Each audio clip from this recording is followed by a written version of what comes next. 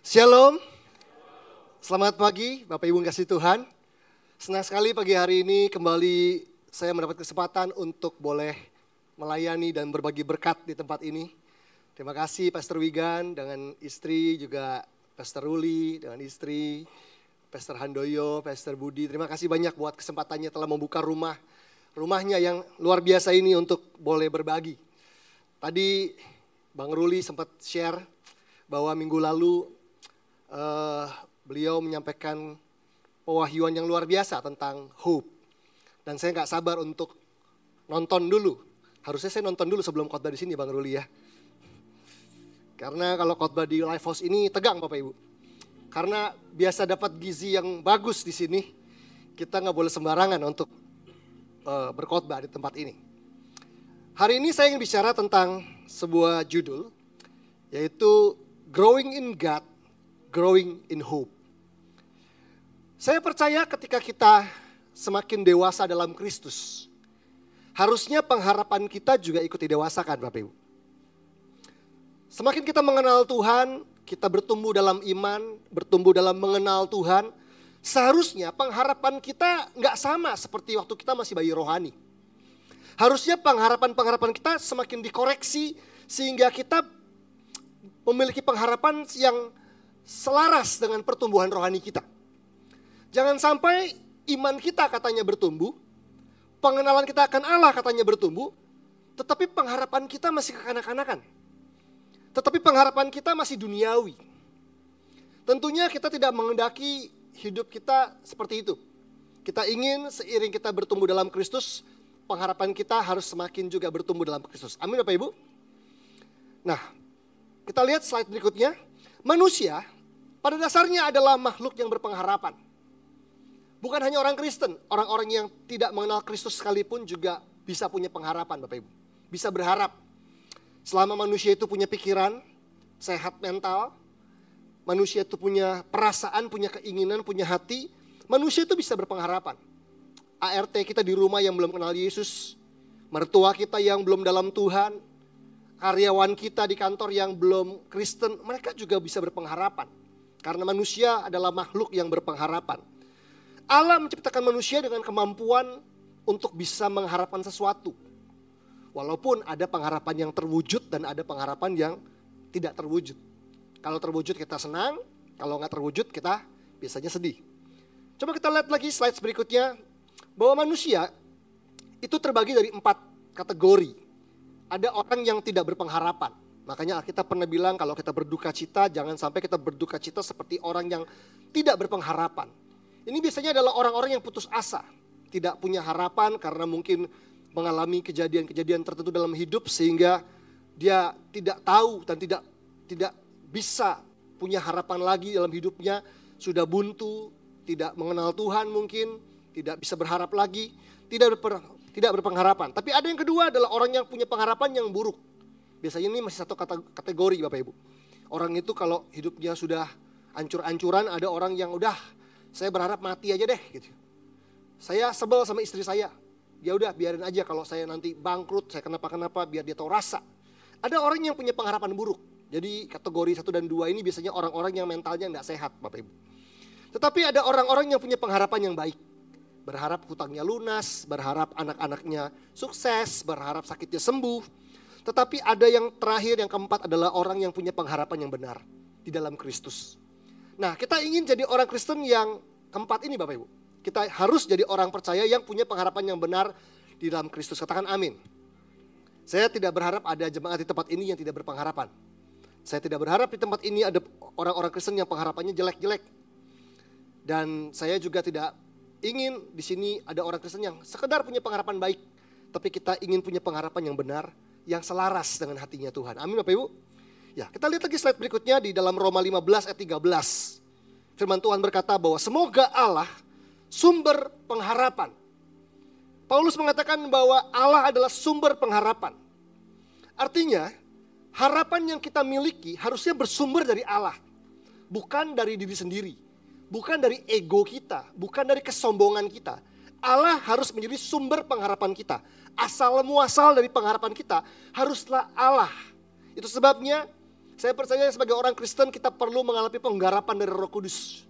Di mana kedagingan kita dimatikan, ego kita disalibkan, supaya pengharapan yang kita miliki bukan pengharapan yang datang dari ego, kesombongan, hawa nafsu.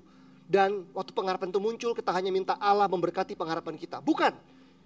Tapi kita ingin sumber pengharapan kita adalah Allah. Dikatakan bahwa semoga Allah sumber pengharapan memenuhi kamu dengan segala sukacita dan damai sejahtera dalam iman kamu. Jadi pengharapan yang benar yang bersumber dari Kristus harusnya menghasilkan sukacita dan damai sejahtera. Supaya oleh kekuatan Roh Kudus kamu berlimpah-limpah dalam pengharapan. Ternyata Roh Kudus hadir dalam hidup kita Bapak Ibu.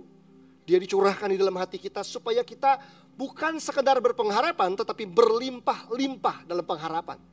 Itu sebabnya apapun keadaan kita hari ini, saya berharap Jemaat Lifehouse adalah jemaat yang berlimpah-limpah dalam pengharapan. Amin. Apapun kondisi kita, apapun keadaan kita, sesulit apapun pernikahan kita, seberat apapun kondisi ekonomi kita, kita percaya bahwa ada kekuatan Roh Kudus yang memberikan pengharapan yang berlimpah-limpah. Katakan amin Bapak Ibu. Berikutnya kita akan lihat Roma pasal yang kelima, ayat berikutnya, slide berikutnya, Roma 5 ayat 1, ayat 2 dan nanti kita akan lihat sampai ayat yang kelima, tapi kita lihat 2 ayat ini dulu. Sebab itu kita yang dibenarkan karena iman, kita hidup dalam damai sejahtera dengan Allah oleh karena Tuhan kita Yesus Kristus.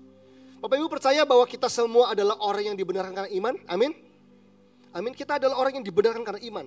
Dan kita hidup dalam damai sejahtera dengan Allah karena Tuhan kita Yesus Kristus. Artinya, karena kita dibenarkan karena iman, kita punya hubungan dengan Allah jadi harmonis. Kita punya hubungan yang benar dengan Allah.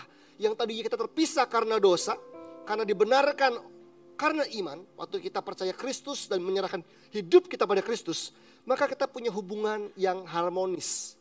Kita terhubung kembali dengan Allah melalui Yesus Kristus. Dan dikatakan oleh Dia kita juga beroleh jalan masuk oleh iman kepada kasih karunia ini. Di dalam kasih karunia ini kita berdiri dan kita bermegah dalam pengharapan akan menerima kemuliaan Allah. Jadi pengharapan yang kita miliki bukanlah pengharapan yang asalnya dari daging. Bukan pengharapan yang duniawi. Bukan yang di-trigger oleh ego dan kesombongan kita. Tetapi pengharapan yang benar adalah pengharapan akan menerima kemuliaan Allah. Kalau kita mengingat di bagian lain dari Alkitab kita di Kolose 1 ayat 27 dikatakan bahwa ada rahasia yang berabad-abad yang disembunyikan dan sedang dinyatakan, yaitu Kristus ada di tengah-tengah kamu, pengharapan akan kemuliaan. Jadi ternyata pengharapan kita adalah pengharapan akan kemuliaan.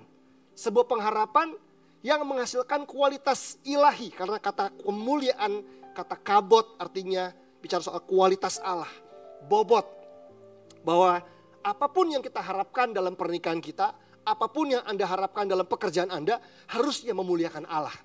Harusnya membentuk atau membangun kualitas ilahi di dalam kehidupan kita Bapak Ibu. Pengharapan kita dalam hidup sehari-hari harusnya gak membuat kita jadi semakin duniawi dan gak jadi berkat. Ada seorang istri, ini cerita nyata, diajak liburan sama suaminya ke luar negeri Bapak Ibu.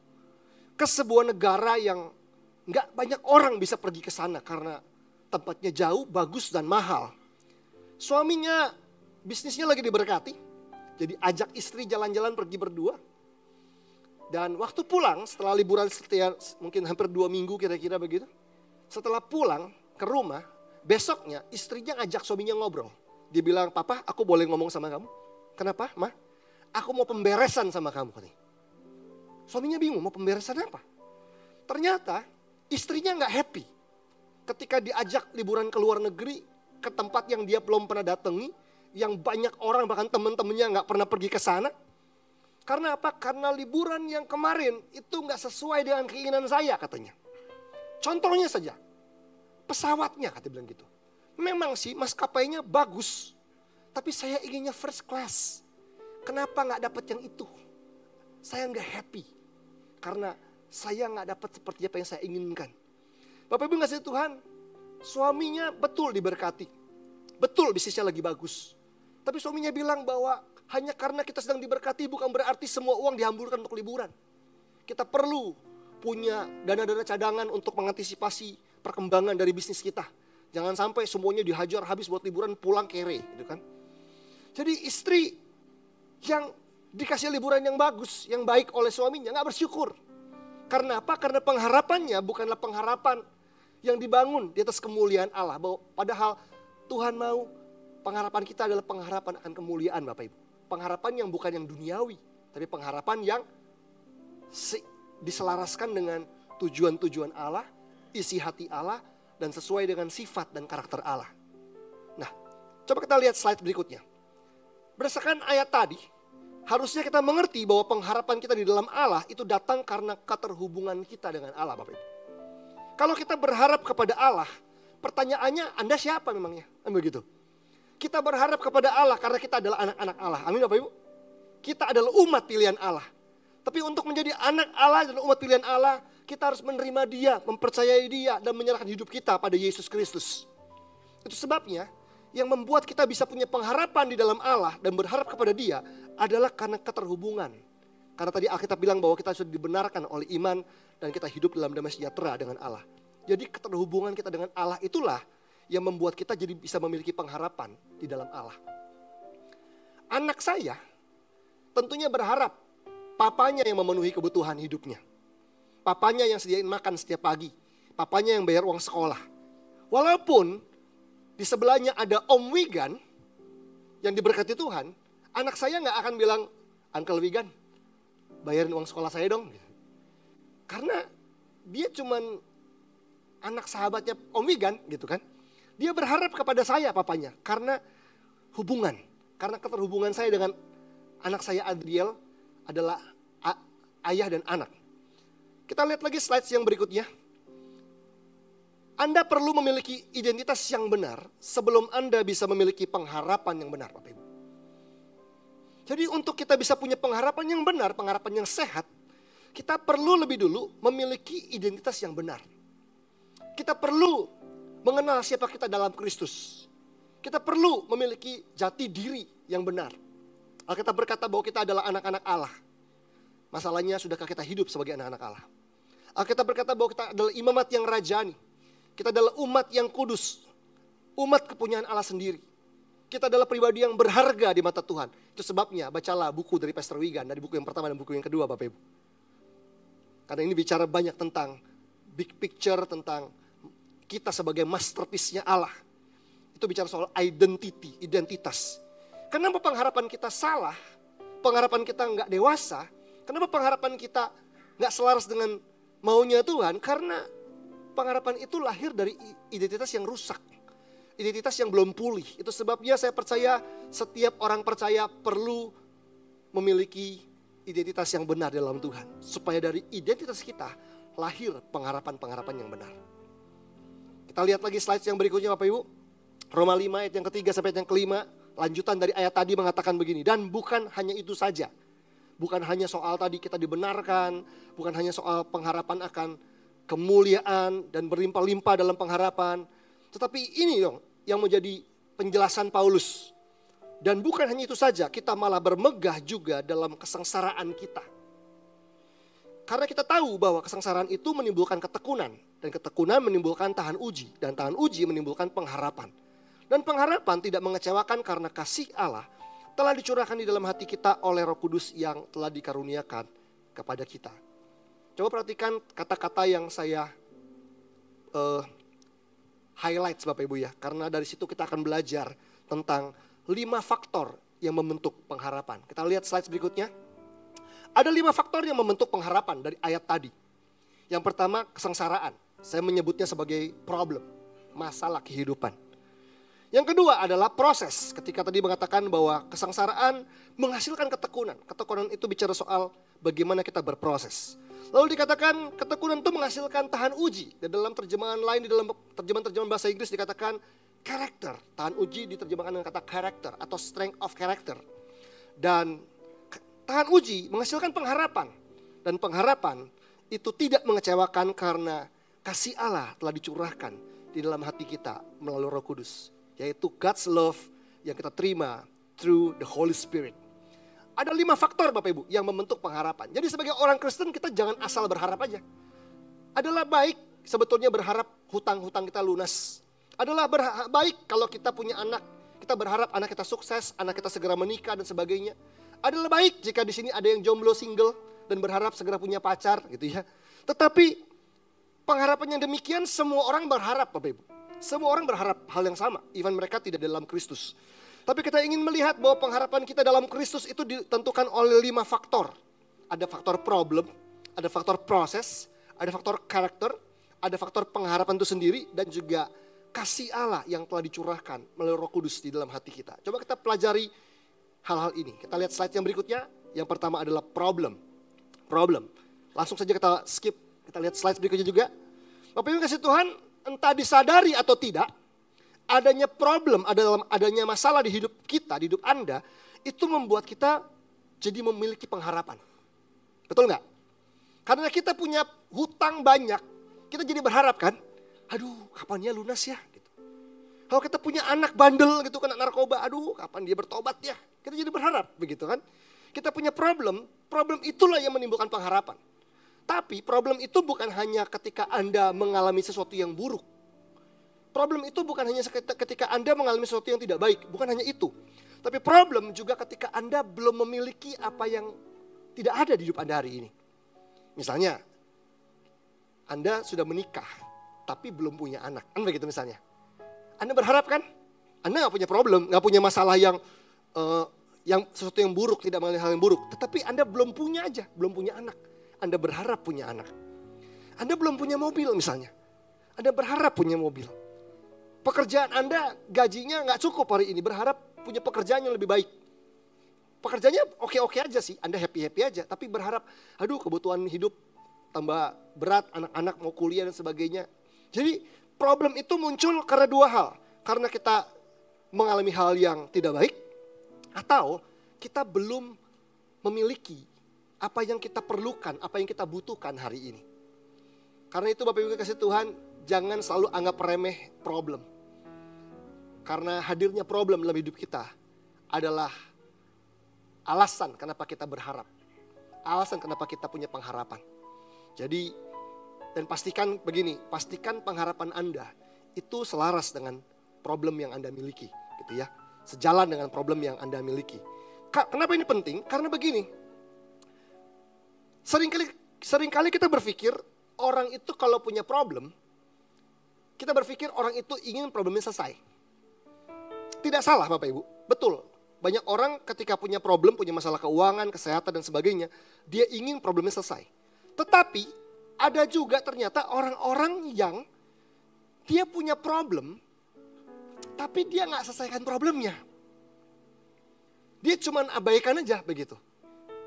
Saya mah seperti ketika satu kali saya pergi keluar kota, diajak oleh keluarga besar istri saya. Kita mampir ke kota kecil gitu ya waktu Desember lalu. Dadakan Bapak Ibu, jadi gak pesan hotel. Jadi akhirnya kita dadakan nyari hotel yang sudah penuh di bulan Desember. Ketemulah sebuah guest house yang ya lumayan lah begitu. Paling gak ada kamar lah begitu. Ya udah saya masuk sambil, waduh kamarnya gini banget ya. Tapi ya udah kalau enggak kita nggak bisa nginep begitu. Ya tapi lumayan lah, kelihatannya bersih. Sampai ketika saya nggak sengaja menjatuhkan jam tangan saya. Jatuh ke bawah begitu. Lalu saya ambil dan saya baru sadar di kolong tempat tidur isinya sampah semua Bapak Ibu. Jadi orang nyapu tuh bukan sampahnya dibuang, dimasukkan ke kolong begitu. Banyak orang Kristen tuh seperti itu. Dia pikir problemnya nggak kelihatan lah. Tapi nggak dibuang keluar dari kamar itu, ditaruh di kolong. Nggak percaya, saya kasih contoh Bapak Ibu. Ada satu orang yang saya kenal, punya orang tua. Papa sama mama. Papa sama mama ribut, nggak cerai. Cuman nggak tinggal bareng. Nggak tinggal bareng. Harusnya kan masalah diselesaikan Bapak Ibu ya. Ada yang berselesaikan dengan cara yang nggak baik, akhirnya pisah, cerai. Ada yang diupayakan supaya berdamai kembali dan tinggal satu rumah, begitu kan? Kan orang ya mau berdoa, mau negosiasi, itu kan upaya supaya ya udahlah jangan gini terus lah begitu. Tapi ada orang kesennya akhirnya ya udah gini terus begitu. Nggak terselesaikan. Itu bukti bahwa ternyata nggak semua orang ingin selesaiin problemnya. Ya udah, gitu aja. Nggak semua orang yang sakit pengen sembuh ternyata, Bapak Ibu. Banyak orang sakit cuma kepengen painkiller. Dia tidak merasa sakit, tapi dia nggak sembuh. Painkiller itu bukan obat kan? Dia hanya meredakan sakit sementara, dia nggak mengobati. Makanya dalam hidup kita Bapak Ibu, ketika kita punya problem, saya percaya bahwa Tuhan Yesus ingin kita menyelesaikan problem kita. Karena Alkitab berkata, pencobaan-pencobaan yang kamu alami, itu pencobaan-pencobaan biasa yang tidak melebihi kekuatanmu. Dan jika kamu dicobai, Allah telah menyediakan jalan keluar kepada kita. Supaya kita bisa menanggungnya, kata firman Tuhan. Jadi Allah adalah Allah yang rindu untuk kita menyelesaikan problem. Makanya kita berpengharapan. Itu sebabnya hati-hati. Kalau kita sebagai orang Kristen sering bilang begini, ya udahlah. Bapak Ibu, ya udah itu artinya banyak Bapak Ibu. Ya udah itu bisa, oke deh, ya udah. Kita biarin dulu sementara, kasih kesempatan, nanti kita pikirkan lagi. Atau ya udah, emang ini udah oke, ya udah. Tapi ada ya udah yang keluar dari mulut orang Kristen, itu ya udah yang pesimis. Ya udahlah. Istri gue gak berubah, ya udahlah gitu. Betul dia gak berubah hari ini, tapi kenapa kita gak berdoa? Kenapa kita gak mencari cara bagaimana dia bisa dimentor, dibimbing, dimuridkan dan sebagainya supaya berubah? Anak saya bandel banget, gak ketulungan, ya udah dah. Pasti ya udah. Kalau kita berpengharapan kita akan berdoa. Dan saya ingin menganjurkan orang tua di sini, jangan hanya menyuruh anak Anda berdoa. Berdoalah bersama dengan anak-anak Anda. Itu beda loh, Bapak Ibu. Saya ingat satu kali anak saya nginep di rumah temannya, teman sekolah minggu. Anak orang kaya kan begitu. Nginep. Terus besoknya jemaat ini bilang sama saya, Pastor Ferry, Adriel itu kemarin nginep di rumah kami. Iya. Waktu malam-malam dia bilang, Anti, dia manggil tante jemaat kami kan, Anti, tante gitu. Aku boleh diantar ke atas gak, ke loteng gitu, ke lantai 2. Karena aku ketinggalan tas di situ. Aku mau tidurnya di lantai bawah. Dia minta dianterin karena dimatikan lampunya di atas, gelap. Jadi ya udah diantar gitu. Kamu mau ngapain? Ambil tas buat apa? Karena aku mau ambil Bible, mau ambil Alkitab. Aku mau baca Alkitab sebelum tidur. Terus ini jemaat saya bilang, wah luar biasa loh. Anak Pak Pendeta Ferry Felani, gak ada orang tuanya baca Alkitab. Dan gara-gara Adriel nginep di rumah kami malam itu, anak-anak saya semuanya baca Alkitab katanya. Ngikut Adriel, padahal gak pernah baca Alkitab. Terus dia bilang begini, boleh gak sering-sering nginep rumah kami? Supaya anak saya baca Alkitab. Anak Anda gak baca Alkitab itu bukan urusan keluarga kami. Itu tugasnya Anda kan begitu. Kenapa bebanin anak saya disuruh nginep sering-sering supaya anak Anda baca Alkitab? Itu problem yang Anda gak selesaikan. Anda minta orang lain bertanggung jawab untuk apanya tanggung jawab saya, tanggung jawab Anda kan begitu. Saya 5 tahun terakhir membaca Alkitab bareng Adriel. Gak menyuruh dia baca, kita baca bareng. Saya gak nyuruh dia berdoa, saya doa bareng. Itu sebabnya anak-anak jadi berdoa dan baca Alkitab karena kita selesaikan problemnya dengan sebuah langkah yang praktis. Itu problem. Yang kedua, Bapak Ibu, proses. Proses bahwa orang itu kalau ingin berpengharapan, mewujudkan harapannya, itu perlu proses. Kita lihat slide yang berikutnya. Bapak Ibu, kita perlu tahu bahwa kita perlu menjalani proses dengan benar untuk melihat pengharapan kita bisa terwujud. Kalau kita ingin lihat anak lulus kuliah, lulus itu kan harapan kita, lulus dengan nilai terbaik gitu ya. Tapi kan gak mungkin kalau dia tiap hari gak masuk. Dia harus berproses tiap hari masuk kuliah, mengerjakan tugas, paper dan sebagainya, supaya bisa tercapai harapannya, yaitu lulus kuliah gitu kan. Orang yang tidak mau berproses gak akan lihat pengharapan. Itu sebabnya firman Tuhan tuh gak ngajarin kita jadi orang yang halu Bapak Ibu. Tahu halu? Berhalusinasi. Oh, aku berharap utangku lunas, tapi kita gak mau berhemat, kita gak mau cicil utangnya. Enggak, firman Tuhan tuh selalu menempatkan proses itu selaras dengan pengharapan. Itu sebabnya orang itu gak masuk akal kalau dia ingin mewujudkan sebuah pengharapan yang baik, yang benar, tapi gak mau berproses karena proses Anda menentukan pengharapan Anda. Proses yang Anda jalani akan menentukan pengharapan Anda akan terwujud atau gak terwujud. Itu sebabnya orang Kristen tuh kalau gak mau diproses, gak mau bertekun dalam proses, gak akan lihat pengharapan terwujud. Mendoakan pasangan kita yang gak bertobat itu proses yang panjang kadang-kadang Bapak Ibu, betul gak? Makan hati gitu. Aduh, tapi kita jadi istri yang saleh, jadi pasangan yang saleh, berdoa. Itu bagian dari proses kalau kita ingin melihat pengharapan kita terwujud. Mendidik anak tuh gak mudah, betul gak? Tapi kalau kita gak mau serius mendidik anak-anak kita gak bisa mengharapkan anak kita jadi orang yang luar biasa. Kita gak mau didik, kita gak mau berproses di dalamnya. Makanya saya percaya prosesi penyerahan anak yang namanya penyerahan anak di gereja itu bukanlah penyerahan tanggung jawab Bapak Ibu. Jangan pikir kalau kita menyerahkan anak kita, oh Tuhan kau yang urus lah. Lu enggak, kita yang ngurus dong. Allah yang memberkati kita supaya kita bisa mengurus anak-anak kita dengan baik. Penyerahan anak itu bukan menyerahkan tanggung jawab. Kita ke gereja bawa dia ke sekolah minggu, bukan menyerahkan tanggung jawab kepada guru sekolah minggu. Tetap tanggung jawab di tangan kita. Karena itu yuk kita berproses. Proses. Berbuat curang adalah cara untuk seseorang itu men-skip proses. Berbohong adalah cara yang ampuh untuk orang itu skip proses. Makanya kalau kita mentolerir kebiasaan berbohong dari anak-anak kita, meneladani kecurangan pada anak-anak kita, nggak heran. Mereka jadi nggak berproses dan akhirnya kita nggak bisa lihat pengharapan itu terjadi. Kalau Anda rindu punya bisnis yang diberkati Tuhan, berproseslah. Bangun pagi, kerja keras. Kalau ingin lihat kehidupan rohani Anda bertumbuh, berproseslah. Karena proses itu menentukan pengharapan itu terwujud atau tidak. Berikutnya, kita lihat slide berikutnya bahwa tujuan Allah memproses Anda adalah untuk membawa Anda semakin dekat dengan penggenapan dari pengharapan yang Allah berikan. Allah itu gak cuma kasih pengharapan. Dia ingin apa yang diharapkan itu tergenapi. Jadi tujuan Allah memproses kita Bapak Ibu adalah membuat kita semakin dekat dengan penggenapan harapan. Jadi kalau hari ini kita bilang, aduh berat banget ya prosesnya Tuhan ya di hidupku ya. Jangan khawatir bahwa tujuannya Allah memproses Anda hari ini dengan segala air mata, kesabaran yang harus Anda berikan, pengampunan harus ampuni orang lain. Itu tujuannya adalah membuat Anda semakin dekat dengan penggenapan pengharapan. Itu yang Tuhan inginkan dalam kehidupan Anda. Yang ketiga, faktor yang ketiga, berikutnya kita lihat slide berikutnya, karakter. Langsung saja slide yang berikutnya lagi. Dalam bahasa Inggris dikatakan, and passion produce character, and character produces hope. Ternyata cara Tuhan memberikan pengharapan buat kita adalah dengan lebih dulu membentuk karakter Bapak Ibu. Karena karakter itu produces hope. Itu sebabnya kalau ingin lihat anak-anak itu kita punya harapan masa depannya, produksilah karakter, bangunlah karakter, konsentrasilah untuk membangun karakter mereka. Karena karakter itu menghasilkan hope. Berikutnya, kita lihat slide berikutnya bahwa dasar yang kokoh bagi karakter seseorang adalah kebenaran firman Tuhan Bapak Ibu. Kebenaran firman Tuhan harus jadi dasar yang kokoh bagi karakter anak-anak kita, bagi karakter kita.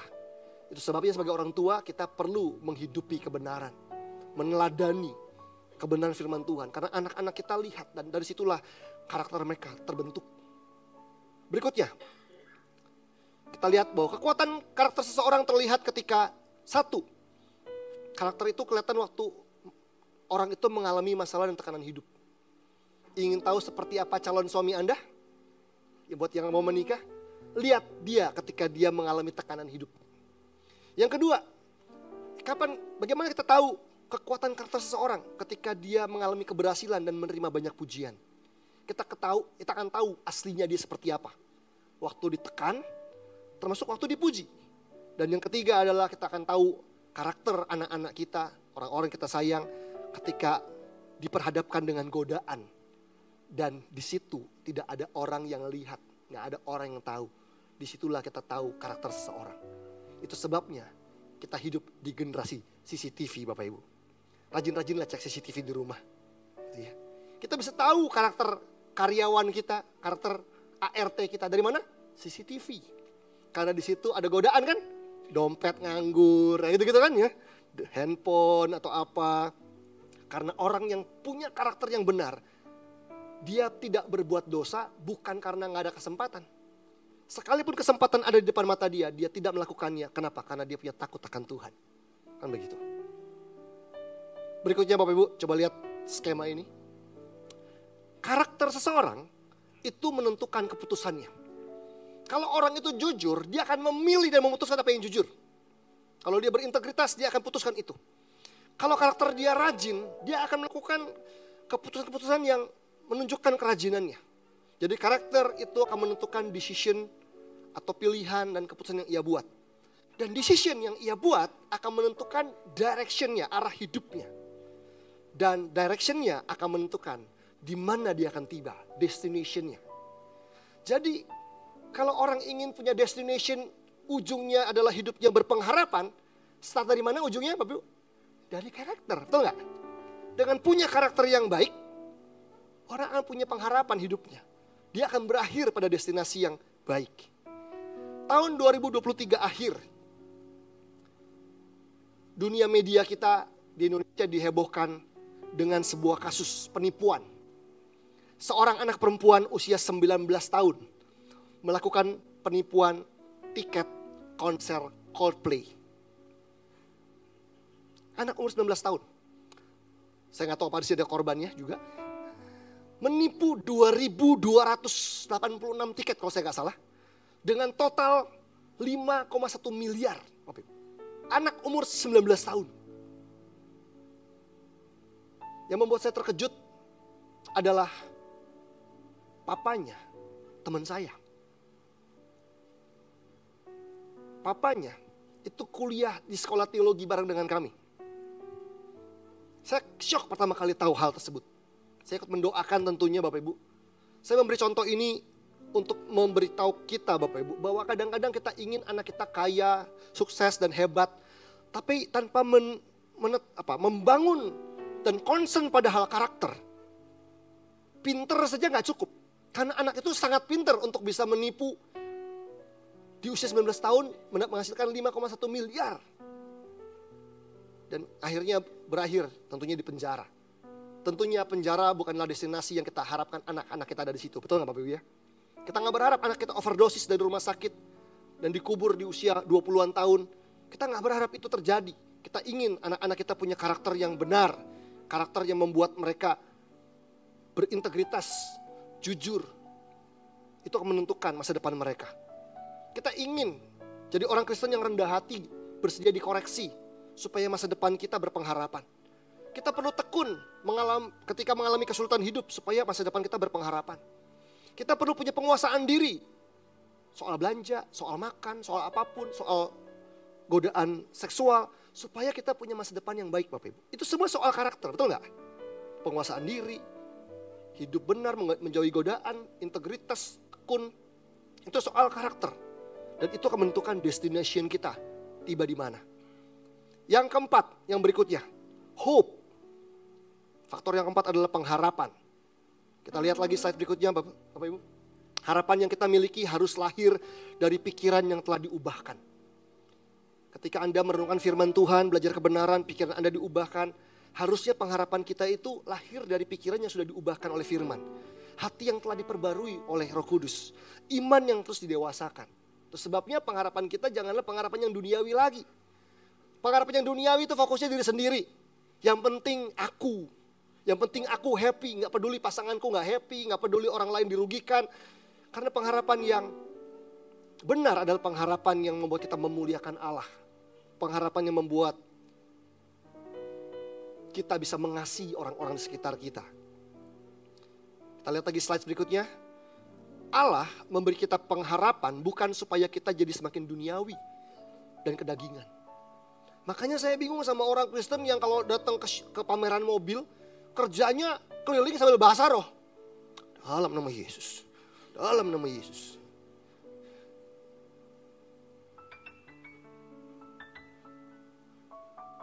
Pengharapan yang Allah berikan itu justru membawa kita menjadi semakin serupa dengan Kristus dan menggenapi rencana Bapa.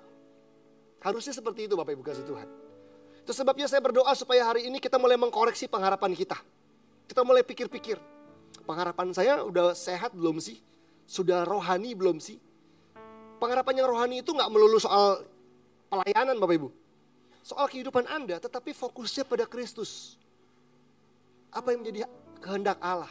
Apa yang menjadi isi hati Allah dalam pernikahan kita? Yuk ganti yuk doa-doa kita yuk. Kalau selama ini doa kita cuma bilang Tuhan aku gak mau tahu. Paling ngeselin sama orang Kristen yang kalau doa gitu tuh. Tuhan aku gak mau tahu. Siapa Tuhannya? Kita bilang Tuhan pokoknya aku mau kawin tahun depan. Tuhan aku mau liburan ke Eropa tahun depan. Tuhan kita Bapak Ibu gak salah ingin punya rumah, ingin menikah dan sebagainya. Tetapi pada akhirnya kita diajar berdoa apa? Datanglah kerajaanmu, jadilah kehendakmu di bumi seperti di surga. Kita mau Allah yang memerintah dalam hidup kita. Makanya doa-doa kita harusnya nanya begini, Tuhan, apa yang kau mau dalam hidupku? Apa yang Tuhan mau aku lakukan hari-hari ini? Terlepas kita punya kerinduan untuk menikah, mau beli mobil baru, mau pindah pekerjaan, pastikan lebih daripada tawaran-tawaran. Kita mau berpindah pekerjaan, bukan karena tawaran saja, tapi karena tuntunan Allah, Bapak Ibu. Amin. Saya ingat waktu istri saya kerja di bank, ditawari sama bank lain, mau gak kamu pindah ke sini? Gajinya lebih gede, fasilitas. Orang kalau nawar kan pasti harus kasih penawarnya lebih bagus, Bapak Ibu ya. Gak mungkin lebih jelek kan? Gajinya lebih rendah 25%, gak mungkin. Pasti dikasih yang lebih gede-gede semua. Istri saya tanya, sayang gimana? Saya bilang, yuk kita doa sama-sama. Kita minta tuntunan Tuhan. Kenapa? Karena kita gak mau pindah, lompat hanya karena tawaran. Kita mau melangkah karena tuntunan Tuhan. Karena kita ingin apa yang kita lakukan itu untuk kemuliaan Tuhan. Berikutnya Bapak Ibu kasih Tuhan. Kita lihat slide berikutnya. Memiliki pengharapan itu baik. Punya pengharapan itu bagus. Itu tanda kita hidup. Tapi jangan sampai harapan Anda jadi berhala di dalam hidup Anda. Kita punya pengharapan itu bagus. Tapi jangan sampai pengharapan itu jadi berhala. Saya punya satu anak rohani Bapak Ibu. Masih muda, di bawah umur 30 tahun, masih umur 28 tahun. 27-28 tahun. Dia udah melayani Tuhan di usia muda, udah mulai khotbah-khotbah gitu ya. Terus dia bilang gini, kok aku pernah dapat nubuatan dari hamba-hamba Tuhan, beberapa hamba Tuhan. Isinya mirip-mirip kok. Nubuatannya bilang begini, aku melihat kamu sedang berbicara di depan ribuan anak muda. Kamu sedang berdiri di depan ribuan anak muda. Terus dia bilang gini, ini kan udah bertahun-tahun ya kok ya, udah 7 tahun. Sejak nubuatan itu. Kok sampai sekarang saya belum di depan ribuan anak muda ya kok berdirinya ya. Masih puluhan, belasan kok gitu. Saya khotbah di depan 11-15 orang, kok belum sampai ribuan, dia bilang gitu. Jadi dia mulai kecewa, dia mulai meragukan dirinya, dia mulai meragukan tuntunan Tuhan, mulai mempertanyakan Tuhan, mulai ribet sendiri. Saya bilang sama dia, kalau kamu terima nubuatan, Alkitab bilang, jangan anggap remeh tapi ujilah, begitu kan. Dan waktu kamu dapat pesan Tuhan, keep itu, tapi gak usah ngoyok, begitu loh. Gak usah pusing sama nubuatannya, jalani hidupmu dengan benar di dalam Tuhan. Nanti kalau itu benar, nubuatan itu, nanti kamu nyampe sendiri. Gak usah kamu upayakan dengan caramu sendiri. Karena ternyata, Bapak Ibu, usut punya usut. Nubuatan itu jadi berhala buat hidup dia. Pokoknya dia harus berdiri di depan ribuan anak muda. Saya bilang namanya nubuatan kan artinya bisa macam-macam. Berdiri depan ribuan anak muda itu belum tentu khotbah di depan panggung ribuan. Mungkin hari ini kamu sudah dipakai Tuhan di sosial media dengan konten-konten rohanimu. Kamu sudah berdiri buat anak-anak muda. Sudah. Cuman gak berdiri di panggung. Tapi kamu punya hati yang mau berdiri buat anak-anak muda. Kan sudah dong. Tapi Bapak Ibu yang kasih Tuhan seringkali harapan kita jadi berhala. Kita kepengen harapan itu terwujud menurut maunya kita. Dan kita mengesampingkan sang pemberi harapan. Itu sebabnya jangan sampai Anda lebih mengutamakan pengharapan Anda daripada mengutamakan Kristus yang memberikan pengharapan dalam hidup Anda. Berikutnya. Karena apa? Karena Tuhan bukanlah pelayan atau pesuruh yang bisa seenaknya kita suruh-suruh untuk mewujudkan pengharapan kita, Bapak Ibu. Tuhan itu bukan pesuruh. Dia adalah sumber pengharapan kita. Dia menuntun kita untuk menerima perwujudan pengharapan kita. Tapi dia tetaplah Allah. Dia tetaplah Tuhan. Dia tetaplah Raja dan segala Raja. Bukan pesuruh. Berikutnya yang terakhir, faktor yang kelima adalah kasih Allah yang telah dicurahkan melalui Roh Kudus yang ada dalam kita, Bapak Ibu. Kita lihat lagi slide yang berikutnya. Kita memiliki pengharapan karena kita mempercayai kasih Allah. Amin Bapak Ibu. Hari ini Anda berpengharapan untuk dipulihkan pernikahannya, untuk sembuh, untuk diberkati dan sebagainya. Karena Anda percaya kasih Allah yang sempurna, amin. Kalau kita gak percaya sama Allah, kita gimana berpengharapan akan dia? Itu sebabnya satu kali saya membaca sebuah survei yang mengatakan bahwa anak-anak di usia college di Amerika itu sedang dilanda sebuah penyakit tanda kutip yang namanya unhappiness, gak happy. Anak-anak usia college, usia kuliah. Kita kan mikir kalau kuliah tuh masa paling happy ya. Tapi sedang dilanda hari-hari ini anak-anak muda di Amerika itu banyak yang disurvei mengalami ketidakbahagiaan, unhappy. Ditunjukkan dari 3 gejala. Yang pertama depresi, banyak anak-anak muda depresi. Isu mental health itu meningkat, meningkat. Anak-anak muda menurut World Economic Forum dikatakan bahwa anak-anak muda sekarang itu secara global di seluruh dunia, itu kurang bahagia hidupnya dan dekat dengan penyakit mental, depresi, ciri yang pertama. Yang kedua adalah self-harming, menyakiti diri sendiri. Ada banyak anak muda yang menyakiti diri. Dan ini gak terjadi di negara miskin Bapak Ibu, di negara maju-maju. Dan yang ketiga adalah suicidal thoughts, pemikiran untuk bunuh diri, untuk menghabisi hidupnya. Jadi ada anak-anak muda yang sedang mengalami itu. Dan disurvei, dicari tahu lagi apa penyebabnya. 2 penyebab tertinggi, pertama adalah sosial media. Yang membuat orang hidup dalam kepura-puraan, ngalamin cyberbullying, comparison, membandingkan diri sama orang lain dan sebagainya. Sosial media. Orang gak cukup matang dan gak cukup dewasa untuk bersosial media. Tapi yang kedua yang membuat banyak anak muda ngalamin seperti ini adalah karena anak-anak muda menjauhi agama. Pergerakan ateisme dan agnostik. Gak percaya Tuhan, gak peduli Tuhan, ya Tuhan ada gak ada dan sebagainya. Itu sedang melanda banyak anak-anak muda di banyak tempat, termasuk di Indonesia. Dan itu sebabnya ketika orang tidak lagi percaya akan adanya Tuhan, orang tuh kehilangan pengharapan Bapak Ibu. Makanya kalau kita mempercayai kasih Allah, kita bisa berpengharapan. Bahkan surveinya mengatakan begini, seorang wanita yang beribadah seminggu sekali aja katanya di Amerika, kemungkinan dia untuk bunuh diri itu 5 kali lebih kecil katanya. Karena dia punya pengharapan di dalam Tuhan. Dan kita berpengharapan karena kita percaya kasih Allah. Dan pengharapan kita harus dibangun di atas pengenalan kita akan sifat dan karakter Allah. Karena itu Bapak Ibu kasih Tuhan, saya percaya gereja ini mengajarkan Anda untuk mengenal Allah. Supaya apa? Supaya pengharapan Anda dibangun di atas dasar pengenalan akan Allah. Pengharapan itu kalau nggak dibangun atas dasar pengenalan itu namanya asumsi. Misalnya begini. Kita minta tolong betulin komputer sama teman kita yang jago masak. Dia nggak ngerti komputer, dia jagonya masak. Betulin dong komputer saya gitu. Teman kita berapa? Salah orang kayaknya gitu kan. Karena kita salah berharap. Harusnya kita berharap komputer kita bisa diperbaiki oleh orang yang jago komputer. Itu namanya pengharapan kita selaras sama pengenalan. Nah kalau kita nggak mengenal dengan benar, nggak heran pengharapan kita juga jadinya nggak jelas Bapak Ibu. Nah berikutnya saya ajak kita melihat ini ayat yang terakhir. Paulus mengatakan ini di dalam 2 Korintus 12 ayat 7-9. Dan supaya aku jangan meninggikan diri, supaya aku nggak sombong rohani nih kata Paulus. Karena penyataan-penyataan yang luar biasa itu maka aku diberi suatu duri di dalam dagingku, yaitu seorang utusan iblis untuk menggocok aku supaya aku jangan meninggikan diri. Bapak Ibu yang kasih Tuhan coba perhatikan di kalimat tadi muncul dua kali kalimat supaya aku jangan meninggikan diri. Itu muncul 2 kali. Itu menjadi concernnya Paulus. Dia tahu betul bahwa Tuhan gak mau dia jatuh pada kesombongan rohani. Karena apa? Karena penyataan-penyataan yang luar biasa itu. Ternyata orang Kristen tuh kalau mengalami pengalaman-pengalaman rohani yang luar biasa, itu punya godaan untuk meninggikan diri loh. Sama seperti Paulus. Paulus bilang supaya aku jangan meninggikan diri karena penyataan-penyataan yang luar biasa itu. Aku diberi suatu duri dalam dagingku. Yaitu seorang utusan iblis untuk menggocok aku. Duri dalam daging. Ada banyak penafsiran. Ada yang bilang sakit mata lah, epilepsi lah, segala macam. Kita gak tahu itu apa. Tapi itu adalah seorang utusan iblis untuk menggocok. Menggocok itu bukan mengecoh. Menggocok yang saya tahu adalah memukul habis-habisan seperti petinju Bapak Ibu. Paulus itu seperti petinju yang kelelahan menahan pukulan dari lawannya. Supaya apa? Supaya dia jangan meninggikan diri. Dan tentang hal itu aku sudah 3 kali berseru kepada Tuhan. Supaya utusan iblis itu mundur daripadaku. 3 kali dia berseru pada Tuhan. Ada yang bilang begini, Paulus doanya cuma 3 kali. Enggak Bapak Ibu, Paulus doanya setiap saat. Tapi ada 3 kali dia momen itu dia berseru, gak cuma berdoa.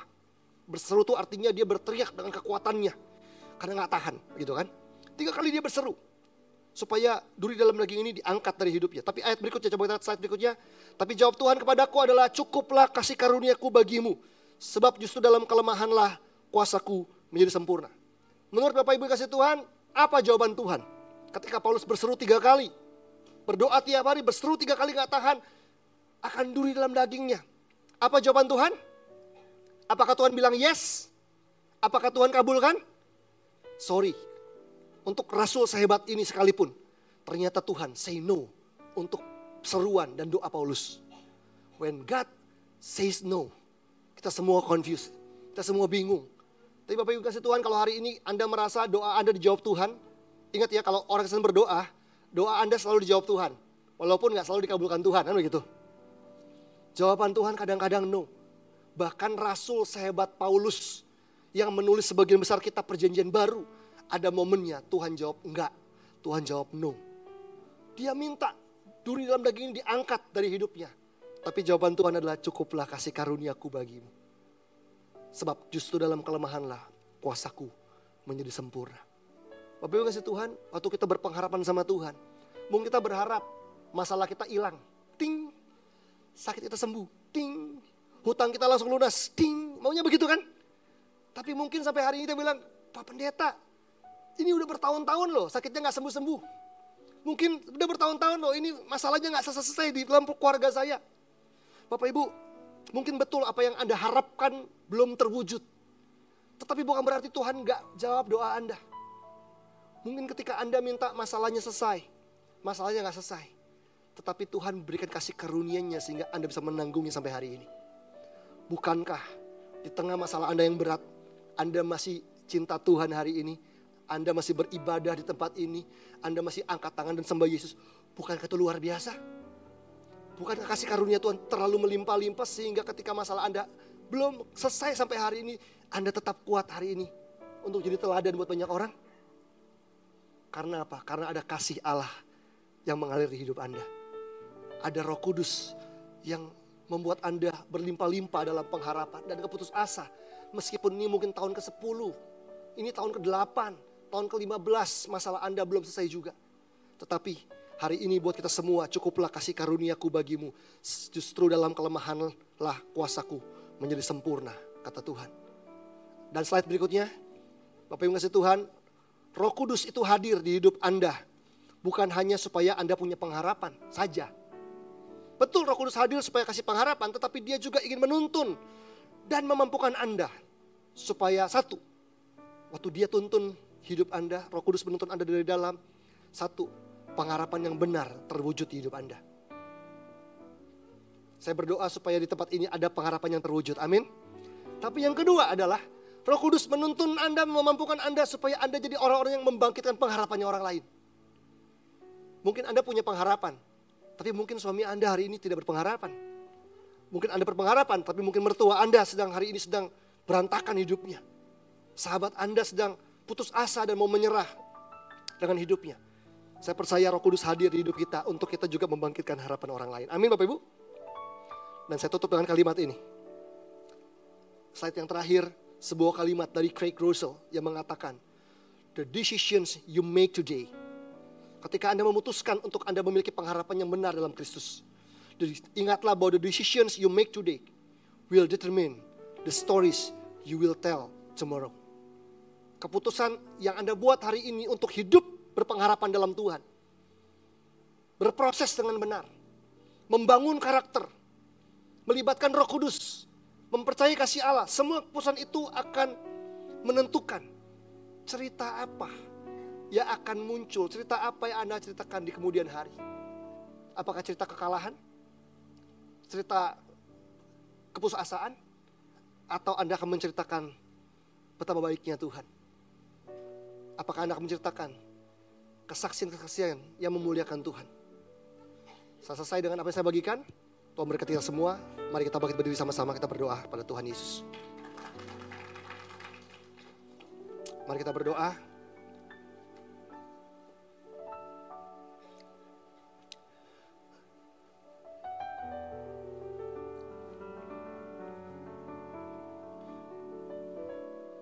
Bapa yang baik, kami mengucap syukur karena Engkau telah membawa kami berjalan sejauh ini. Untuk mengenal Engkau dan bertumbuh di dalam Engkau. Tapi hari ini kami gak mau menjadi orang percaya yang ceroboh. Kami mau memeriksa, mengkoreksi setiap pengharapan yang kami miliki. Kalau masih ada pengharapan-pengharapan yang duniawi Tuhan. Kalau masih ada pengharapan-pengharapan yang lahir dari kesombongan, ego, keegoisan kami, keserakahan kami. Kami berdoa singkapkan Roh Kudus. Supaya pagi hari ini kami datang dalam pertobatan. supaya pengharapan kami diselaraskan dengan hatinya Tuhan. Karena kami tahu sebagai orang percaya, kami harus punya pengharapan yang berbeda dengan orang dunia.